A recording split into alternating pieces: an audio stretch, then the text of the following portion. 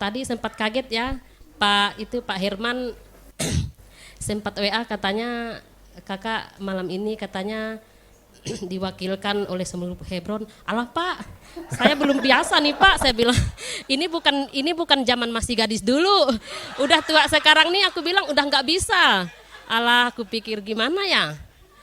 Memang sebenarnya waktu juga nggak bisa tadi, tapi saya juga berdoa sama Tuhan.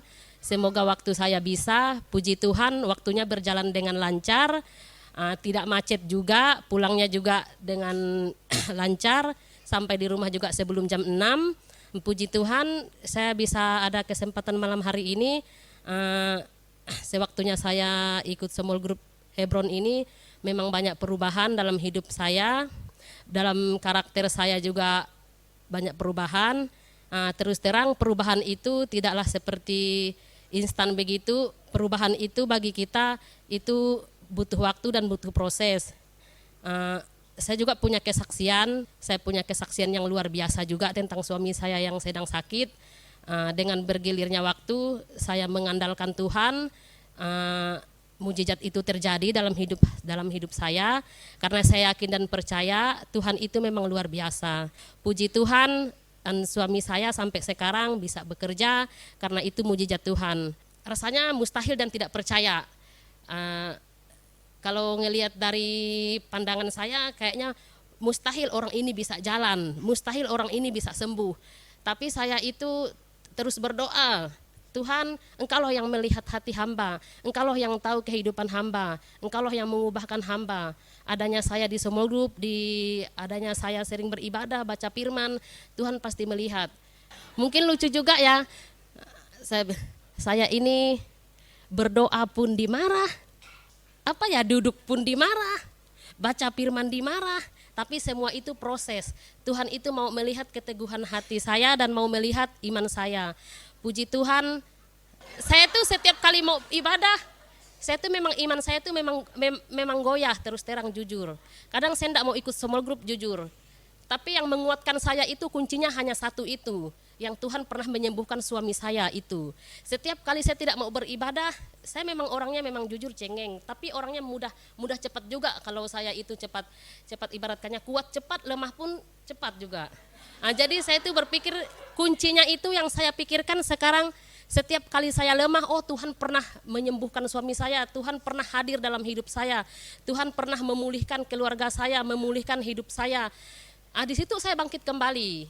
Setiap kali saya Small Group itu tidak mau hadir, entah kenapa itu yang menguatkan saya, itu yang memberi semangat dalam hidup saya. Saya tidak memikirkan hal-hal yang lain, saya tidak memikirkan tentang kehidupan saya yang lain, tidak memikirkan perkataan-perkataan yang lain. Setiap kali itu saya memikirkan yang itu. Setiap kali saya lupa mau beribadah, malas, kadang-kadang capek. Di pikiran itu selalu bilang, kamu harus ingat, pertolongan Tuhan udah ada dalam hidup kamu dulu.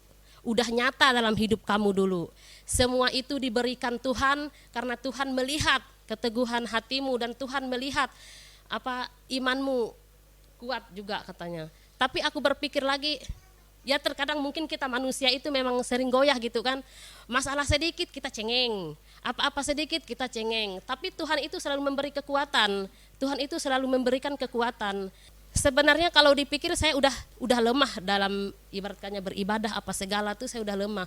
Yang satu yang Tuhan berikan dalam pikiran saya itu, ingat Tuhan sudah membuat janji, Tuhan sudah menyembuhkan. Gimana dulu suami kamu disembuhkan, ibaratkannya yang buta melihat, yang lumpuh disembuhkan. Disitulah saya melihat mujizat suami saya. Waktu dia sakit mau diantar ke Sudarso, habis itu dia bilang, udahlah katanya, aku enggak mau katanya ke rumah sakit katanya. Enggak boleh gitu bang, nanti aku bilang kalau sakit lagi aku bilang nanti aku juga yang susah dimarah-marah, aku bilang nanti bilang kau teriak lagi, aku bilang gitu sama dia. Tapi berkat kesabaranku, mungkin orang lain ngelihat mungkin saya ini mungkin kayak gimana gitu orang menilai. Tapi kekuatan dan kesabaran saya menghadapi ibaratkannya kata orang liku-liku kehidupan itu luar biasa lah. Bersabar dalam apapun, dalam pekerjaan, dalam rumah tangga, ibarat semualah, dalam keuangan, dalam lingkungan, bahkan dalam perasaan diri sendiri pun harus kita kawal dengan benar. Kalau kita tidak, ibarat kata Pak Gembala, jaga hati itu banyak, bukan saja jaga hati kita sama teman, bukan saja jaga hati kita sama tetangga, kita jaga hati diri kita sendiri dulu, supaya kita tuh tenang, supaya kita tuh bisa merasakan kasih karunia Tuhan. Saya tuh benar-benar luar biasa. Ini tadi saya memang bilang saya enggak hadir di sini, memang enggak hadir. Di rumah itu setiap nyampe udah mau jam 6. Tidak terkejar tuh waktu. Mau masak tidak terkejar. Tapi saya tuh harus selalu berpikir, Tuhan udah pernah tolong dalam hidupmu. Hidupmu itu ada di dalam tangan Tuhan. Iya, memang saya kadang resah juga. Tuhan, kok saya punya masalah berat? Kok saya punya hati enggak bisa? Saya punya air mata enggak bisa ditahan. Kalau saya udah ada ngerasa kesal, saya pasti menangis. Tapi saya pikir masih ada Tuhan. Yang enggak mungkin kita cerita semua, belum tentu kita cerita ke orang, ya orang bisa membantu kita. Kalau kita bukan bercerita kepada Tuhan. Saya juga punya kesaksian yang luar biasa. Memang saya itu gimana ya? Saya memang udah bekerja dalam 3 tahun. Mungkin kalau di posisi orang lain 1 minggu udah berhenti kali lah. Aku ini dari saya. Yang menguatkan saya itu juga Tuhan. Kamu harus sabar. Dari sinilah kamu bisa bersabar, karakter kamu bisa dibentuk. Karakter kamu bisa dipulihkan. Dari orang-orang seperti inilah kamu bisa bersabar. Kalau ada kesabaran itu pasti ada buahnya. Dari orang-orang lah kamu bisa sabar, katanya. Dari orang-orang lah karakter kamu bisa dibentuk. Karakter kamu bisa diubahkan. Dari situlah aku belajar, oh Tuhan, kok aku bisa sesabar ini ya? Kok aku bisa kuat seperti ini ya? Aku pikir gitu. Rasanya mimpi aku bisa kerja lama segini. Kalau dulu itu kalau ditegur enggak mau ngomong. Oh, saya kan jujur memang sering merantau ke Malaysia. Saya memang merantau ke Malaysia lama. Kalau saya ditegur bos, saya enggak ngomong. Diam tapi marah. Nah, marah sebenarnya. Yang sekarang ini saya yang tegur, saya pikir saya yang benar, saya yang tegur, oh dia diam. Saya pikir, aku bilang sama dia, dulu saya jujur ngomong ya, di sini aku punya kisah, saya bilang, kalau saya tidak diubahkan Tuhan, udah lama saya tidak betah kerja di sini. Saya ngomong langsung, udah tahan, saya nggak tahan kerja di sini udah lama. Iya sih betul katanya. Sedikit-sedikit merajuk, ya maklum udah tua kan. Sedikit-sedikit kita ngomong, dia merajuk. Dia merajoknya sama kita, seharusnya kita yang merajuk sama dia. Sikit-sikit dia merajuk. Pokoknya saya di rumah itu seperti saya orang rumah, padahal saya ini orang lain gitu. Ya jujur kalau dipikir saya enggak betah, tapi ya itulah hidup. Kita hidup itu memang harus ada konflik sama orang. Kita hidup itu harus memang ada perselisihan sama orang, bukan saja sama teman, sama rumah juga kita konflik, suami istri juga kita konflik, anak aja kita konflik, apalagi sama orang lain. Tapi itulah, pokok semenjak saya kenal gereja ini, disitulah saya mengalami buah kesabaran. Kalau saya tidak mengalami kesabaran, mungkin yang saya sekarang ini masih kayak dulu, yang ibaratkannya yang suka muram gitu. Enggak bisa ibaratkannya enggak bisa dengar orang lain. Tidak bisa ibaratkannya dengar nasihat orang lain.